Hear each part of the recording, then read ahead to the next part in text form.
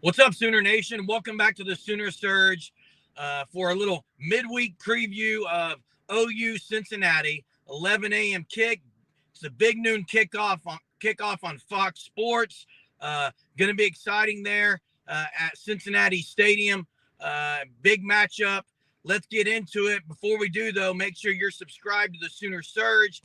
As you can see, much content that we are putting out. You got the Danny Okoye commitment tonight at 6:30. We'll make sure we are up to date and have that out as soon as that commitment is in. But right now, let's talk about this game, guys, where a lot of people may want to say a loss to Miami of Ohio is a very bad loss, and this team is not very good. And I would say hold your horses. This is a team that won on the road at Pittsburgh, okay?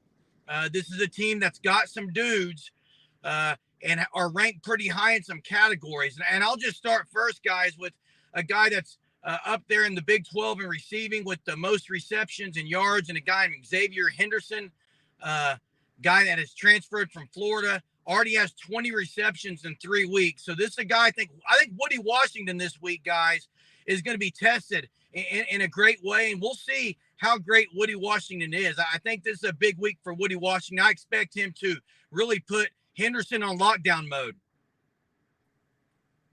Yeah, Woody's really taken that step to be the guy at corner this year for the Sooners.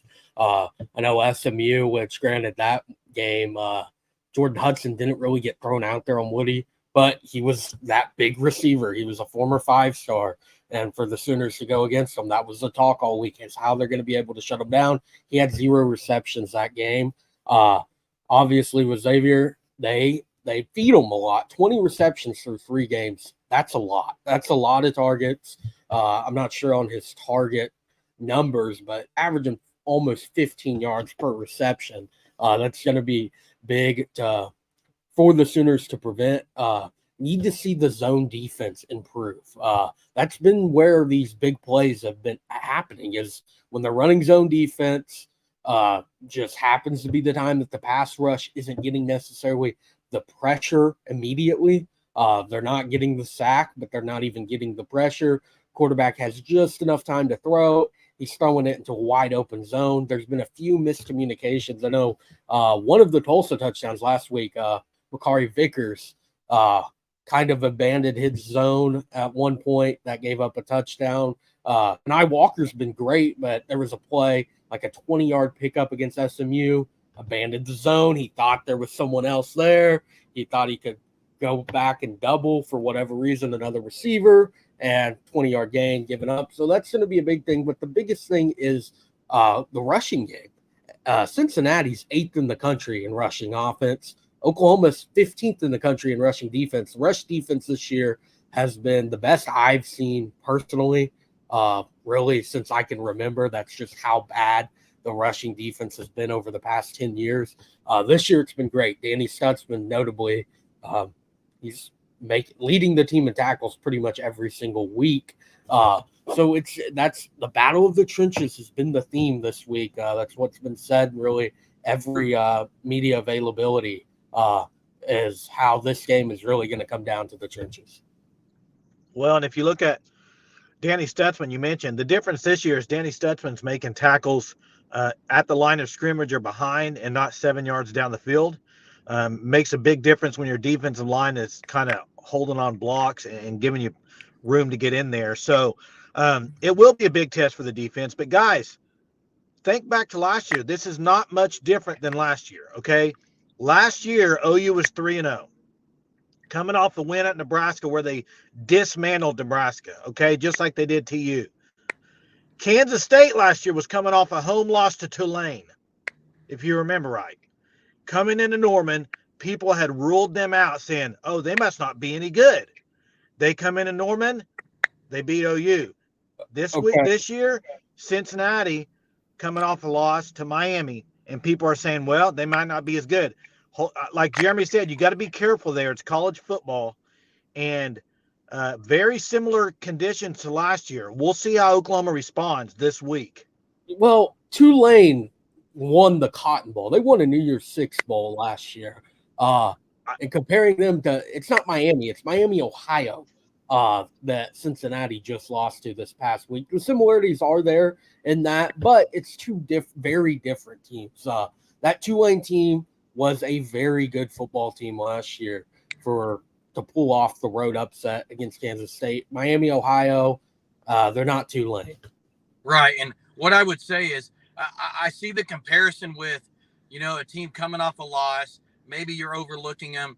Everything I've heard from BV and staff, though, this year and how they're approaching even this game, I heard Co talking about, how great this rushing attack is and almost like they're being questioned. BV's using anything he can to motivate these guys.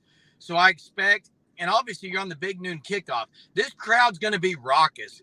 All right. And I guess you could also talk about there's some leaders on the Cincinnati team. Emory Jones is not a young guy. He's been around. I think what you talk about with the zone defense, Hunter, is interesting because if OU is not able to pressure Emory Jones, or let's say they do get some pressure, but they allow him to escape, that's going to pose a problem. So that is something that's going to be interesting to see if there's a spy used. Yeah. What they do in that scenario. Yeah, well, I think last week was honestly a blessing in disguise, getting Cardell Williams into the game. I think it was the second quarter when he came in for TU. That was really the first rushing quarterback that OU has faced this year. And he did pretty well. I mean, he put 17 points on the board. I think it was back-to-back drives with a touchdown, if I'm not mistaken there. I mean, they cut the lead to 21 at one point. That was like, okay, if OU starts going conservative, who knows how this game's going to pan out. Again, that didn't happen. OU cruised to a 66-17 victory. But I think that helps a lot because we saw the spy being used last week. This week, they're going to go contain with the spy. Emory Jones has played a lot of college football.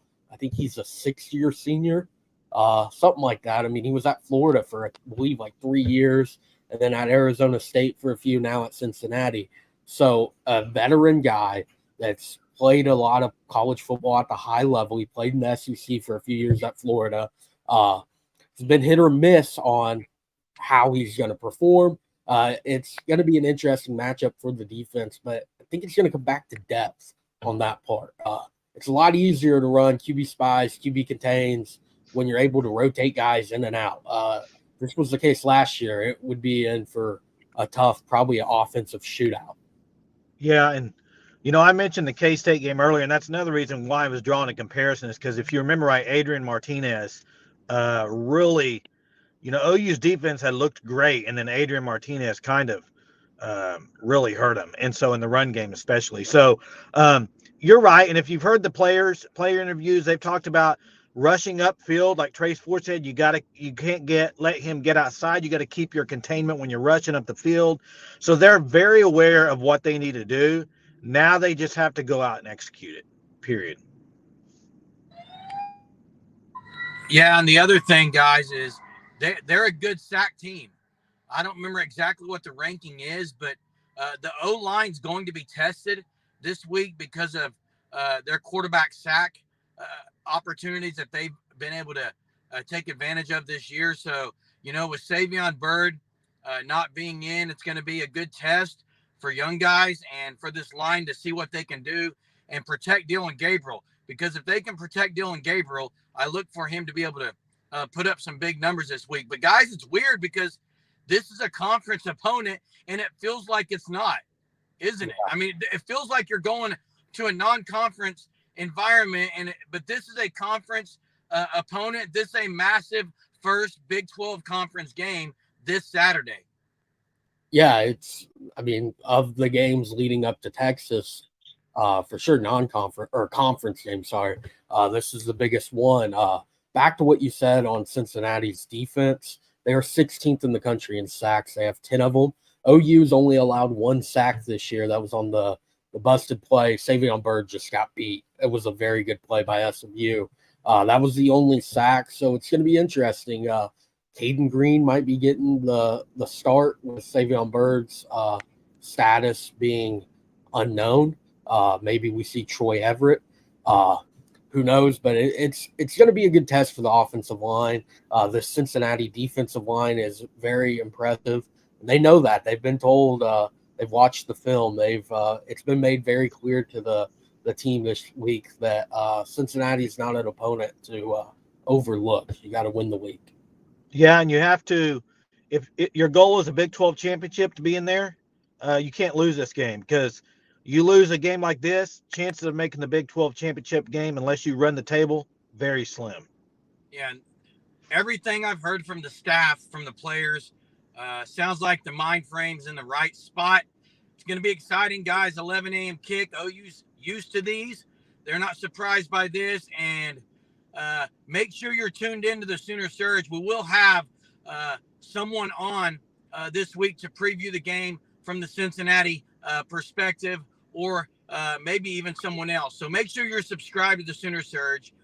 We'll continue to update you on things as they come, with injury situations and other things. But excited about this matchup, and should be a very hostile and raucous crowd. OU wearing the whites, the visiting whites, and hopefully they can put on another dominating performance. Till next time, guys. Boomer.